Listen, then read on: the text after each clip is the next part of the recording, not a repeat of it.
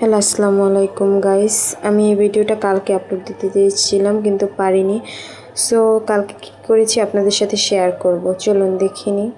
তো এখানে ফার্স্টে আমি পোলাওটা চড়িয়ে দিয়েছিলাম কিন্তু পোলাও রেসিপিটা দিতে পারিনি, শুধু পোলাওটা যে চড়িয়েছি সেই ভিডিওটাই দিয়েছিলাম। সো ওখানে পোলাও হয়ে যাওয়ার পর রোস্টটা ম্যারিনেট করে রেখেছিলাম, পোলাওটা হয়ে গেছে। এখন আমি রোস্টটা ভেজে নেব। তো প্রথমে আমি তেল দিয়েছিলাম কড়াইতে, তেলটা গরম হলে আমি রোস্টের পিসগুলো একটা একটা করে কড়াইতে দিয়ে দিয়েছিলাম।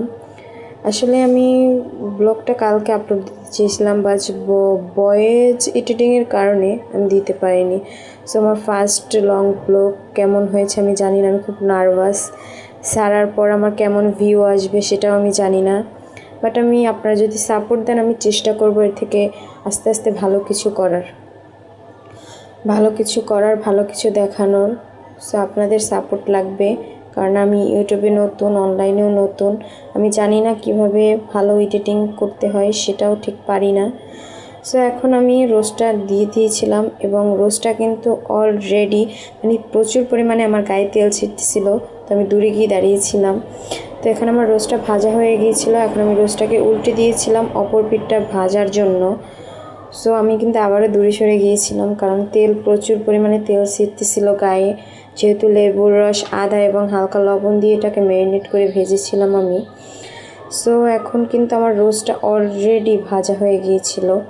সো এখন আমি কিভাবে রোস্টটাকে রেসিপিটা যে শেয়ার করব তোমাদের সাথে, কিভাবে এটাকে রান্না করলাম সেটা দেখাবো। প্রথমে কিন্তু আমি এখানে আদা, তারপর শাল, এলাচ, তেল এগুলো দিয়ে নিয়েছিলাম। তো একটু গরম হয়ে গেলে নাড়াচাড়া দিয়ে এখন আমি কিন্তু এখানে বেরেস্তাটা ইউজ করিনি, আমি এখানে বেরেস্তাটা পরে ইউজ করেছিলাম। সো এখানে আমি কাঁচা পেঁয়াজ দিয়ে দিচ্ছি একটু। এরপর আমি এটাকে নেড়ে চেড়ে, এখানে দেখো, এখানে কিন্তু আমি এখন পেস্টটাকে নেড়ে চেড়ে ভালো করে একদম লাল লাল করে ভেজে নিব। এখন আমি পেস্টটাকে ভালো করে নাড়াচাড়া করে লাল লাল করে ভেজে নিচ্ছি।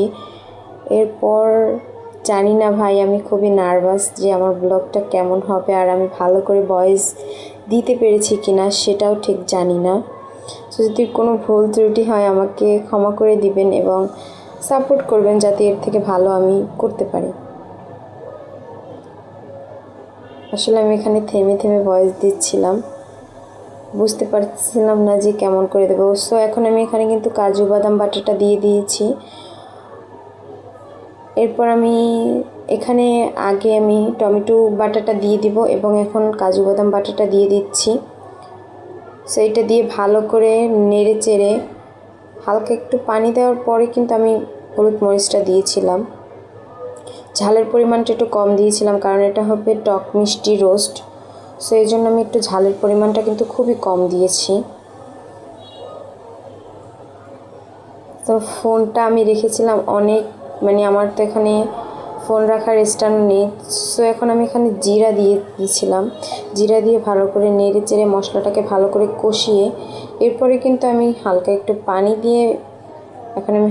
পানি দিয়ে তারপর কিন্তু মরিচ, হলুদ এইসব দিয়েছিলাম। এখানে আমি 1 চামচ হলুদ দিয়ে দিব।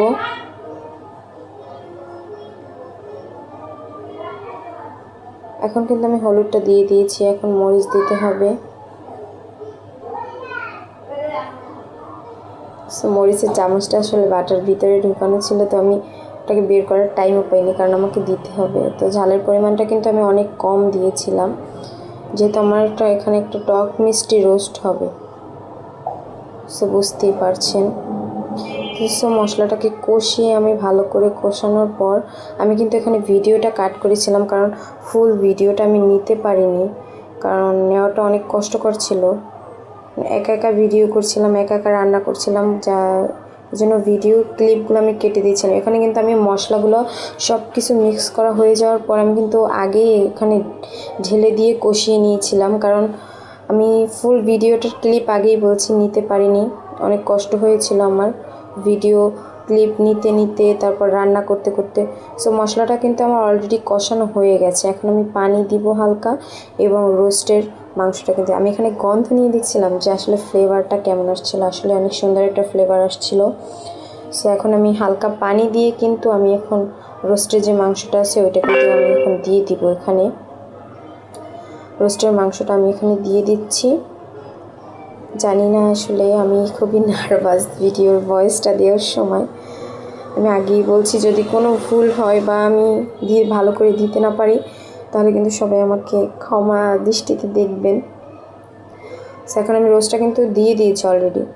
এখন এটা হতে থাক, হয়ে যাওয়ার পর ফাইনাল রেজাল্টটা দেখাবো আপনাদের। এখন দেখুন আমি কিন্তু ক্লিপগুলো নিইনি, আমি অনেক আগেই বলেছি আমি সব ক্লিপ নিইনি, যা পেরেছি তাই নিয়েছি। রোস্টটা কিন্তু অলরেডি হয়ে গেছে। তো এখন এরপর যেটা আমি এখানে আলু দিয়ে মুরগির মাংস ভুনা করব, মানে হালকা মাখা মাখা ঝোল রাখবো। তো রোস্টটা হয়ে গেলে কিন্তু আমি মাংসটা চড়াবো। রোস্টটা কিন্তু অলরেডি আমার হয়ে গেছে, আর আমি পরে কিন্তু দুটো কাঁচামরিচ দিয়ে দিয়েছিলাম। রোস্টটা হয়ে গেছে। তো এখন আমি যেটা করব, এখন কিন্তু আমি মাংসটা চড়াবো। সো মাংসের জন্য আমি পেঁয়াজ, লবণ, আদা, দারচিনি, এলাচ, গরম মশলা, এখানে কিন্তু আমি একটা টমেটো নিয়েছিলাম, আলু, এরপর হলুদ, মরিচ, সব কিছু দিয়ে কিন্তু আমি এখানে মাংসটাকে ম্যারিনেট করব। ম্যারিনেট করার পর আমি হয়তো মাংস রান্না করার সময় গরুর মাংস কিংবা মুরগির মাংস যাই বলো না কেন, আমি এরকম ম্যারিনেট করে রান্না করি, কারণ ম্যারিনেট করা মাংসটা আমার কাছে একটু খেতে বেশি মজা লাগে। আমি জানি না কেন কে কীভাবে রান্না করে, বাট আমার কাছে কিন্তু এই মাংসটা ভালোই লাগে। আমি ম্যারিনেট করা মাংসটা খেতে খুবই পছন্দ করি। সো এখন আমি মরিচ দিয়ে দিয়েছিলাম, কারণ এখানে আমি প্রচুর ঝাল খেতে ভালোবাসি, আর মাংসে ঝাল না হলে তো আমার হয়ই না। তো এখন আমি এখানে জিরা দিয়ে দিব। জিরে দেওয়ার পর তেল দিয়ে কিন্তু আমি মাংসটাকে ম্যারিনেট করব। তো মাংস রান্নার পুরো ক্লিপটা কিন্তু আমি নিতে পারিনি, কারণ আমার শর্ট টাইম ছিল। এখন আমি ঘরের আরও নানান এনাদার কাজগুলো করেছি, এজন্য আমি পুরো ক্লিপগুলো নিতে পারিনি। আর আমার কারেন্ট চলে গিয়েছিল, যার কারণে কিন্তু আমি ভিডিওটা নিতে পারিনি, কারণ ভিডিওটা কিন্তু আমি টিকটক থেকে করেছিলাম। যেহেতু নেট চলে গিয়েছিল তাই পুরোটা নিতে পারিনি। রান্না হওয়ার পর যে কীভাবে এই রেসিপিটা দিব সেটা কিন্তু পারিনি, আর এতটা সময় পাইনি, নানান কাজে ছিলাম এজন্য। তো এখন আমি মাংসটাকে ম্যারিনেট করা হয়ে গেলে কিন্তু আমি এখন এটাকে গ্যাসটা কিন্তু অন করে দিব। হালকা একটু তেল দিয়ে দিয়েছিলাম, মনে হচ্ছিলো তেলের পরিমাণটা একটু কম হয়ে গিয়েছিল। সো আমি কিন্তু তেলটা দেওয়ার পর হাতটা একটু হালকা করে ধুয়ে নিয়েছিলাম, কারণ মশলাটা আমার হাতে লেগেছিলো। সো এখন কিন্তু আমি গ্যাসটা জ্বালিয়ে দিয়েছি। এখন জাস্ট নাড়াচাড়া করব, নাড়াচাড়া করে কষিয়ে তারপর কিন্তু এটা হবে। সো আমি কিন্তু প্রথম ক্লিপটা নেওয়ার পর মাঝখান দিয়ে যে কষানোর ক্লিপটা নিয়েছিলাম, কিন্তু ফুল যে মাংসটা হয়েছিল সেটা কিন্তু আমি নিতে পারিনি, এজন্য কি করার। বাট আমি অনেক নার্ভাস। আপনারা যদি এই যে দেখুন কষানোর পর জাস্ট রেজাল্ট